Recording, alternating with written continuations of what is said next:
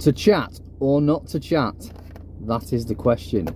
Hey all, Chris from Estuary Cleaning windows on file, of course. Once again, no jokes about my hair. No, the council did not cut my hair, that's on me. So I wanted to do a bit of a video and talk about chatting with customers. Now, some people in our industry, being exterior cleaning and window cleaning, think of chatting to the customer as a waste of time, and it slows your day down, it makes you less productive, you earn less, etc, etc, etc. That is one school of thought, and if you are one of those people, then fair play to you. I'm not going to argue the toss. But my 2 pennies, for what it's worth, is that getting the customer, having a chat with the customer and getting that customer on side, okay, is money in the bank. If you take time to know your customer, they will get to know you, like you, and trust you. That is invaluable in trying to grow your business. Now, I was watching a video the other day from Window Cleaning Resource. For those of you that have been living under a rock, it's an American channel, and it gives you a bit of an insight as to how the Americans across the pond conduct window cleaning and exterior cleaning, etc. Decent little channel. I'll leave a link in the description, and I'll leave up here a link to the video that I'm talking about. I believe the guy's name's Jesse, who, you know, was chatting about sort of talking to customers, you know, the sort of get in there, do the job, get out, you know, systemize, you know, speed things up, become more efficient, earn more money, that kind of effort. That's what the gist of the video was.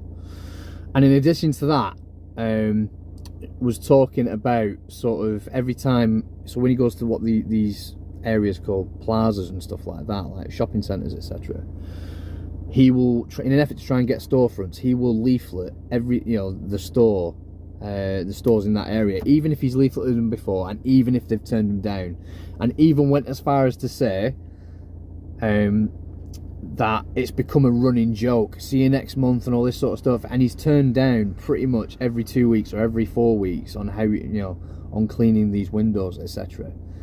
In my humble opinion, there's 2 things. One, talking to your customer for 2 minutes, 5 minutes, etc., is money in the bank. Second thing, talking, you know, every time you go to these shops that turn you down, okay, and you keep leafleting and you keep dropping your card every single month in an effort to sort of annoy them into coming on board, that for me is not the most productive use of your time. You're probably better spending time talking to your existing customers, spending time, have a chat, have a drink, if they bring you a drink out, etc. That's your opportunity to sort of have a quick swig, carry on working, etc. You can work, you can chat at the same time. Conscious of popular belief, men can multitask, you know, just saying, women, you women out there, yeah. And even if you've packed away, you've gone to collect your fee, etc., you have a 2-minute conversation on the doorstep with the customer. Where is the harm in that? Some people say you're slowing yourself down, you're, you know, in effect losing money by having a conversation with the customer. I see things slightly differently.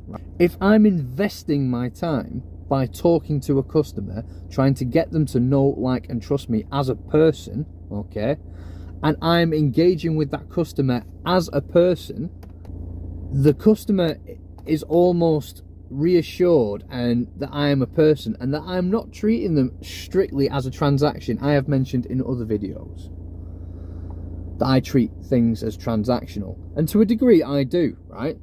I perform a service to the required standard as asked for by the customer pays me, chats with me, etc., whatever, and then I leave, and then I come back and I repeat the process. So in that sense, it's a transaction. Part of that, in my opinion, is, you know, a bit of small talk if needed, okay? You know, customer service, you know, whether we, you know, whatever industry you're in, if you're in a small business, okay, you're in a people business. If you're in a plumbing and heating firm, you're in a people business. If you're in an electrician's firm, okay, a small electrician's firm, you're in a people business. You're a window cleaner, exterior cleaning, you know, satellite engineer, etc. You're in a people business. Why? Because that's where the customers, you work in customers' homes, in people's homes. It's a people business. So the idea that you can just rock up, sort of do your funky thing, yeah, turn up at the door, grab your money and trot, okay, that's one way of looking at it. But if you just take a little time, yeah, if you price your jobs accordingly and correctly, you can have a bit of wiggle room to have a bit of a chat and all that sort of good stuff. And what comes of these conversations will surprise you. I don't want to ruin the next video that I'm going to do, but tomorrow, i.e. Wednesday, we've landed a juicy little job, to be fair. And how do we land that juicy little job? By having a conversation with a customer. And here's the thing, I had a conversation with a customer. I talk about, you know, where I want to take the business and all this sort of stuff. You know, oh, just how's things, Chris? Oh, you know, we're getting there. You know, we're just taking a few bits and pieces on, taking a couple of other businesses on. Things are growing. Taking a young lad on, etc., and all this sort of stuff. We're growing. We're golden. How's you? You know, what's new with you? These conversations take place over a number of weeks, months, etc. Right? You only see that customer for a short window, so you know, having these little conversations, you know, over time, they pay dividends. And it's got to the point now where this one particular customer who works in a kitchen as a chef, right, has turned around to me and got me in where he works. That conversation has made me £700, you know, in window cleaning fees. From 2 cleans, £700. Okay, that's money in the bank. Now, here's the thing. Do you think that by choosing not to have a conversation, by choosing to just trot on and ignore the customer, in the short term, yes, I am more productive, I am doing more jobs in a day, you know, I'm, you know, might be earning slightly more by being able to squeeze that extra little bit of job in, right? But it's not made me 700 quid, has it?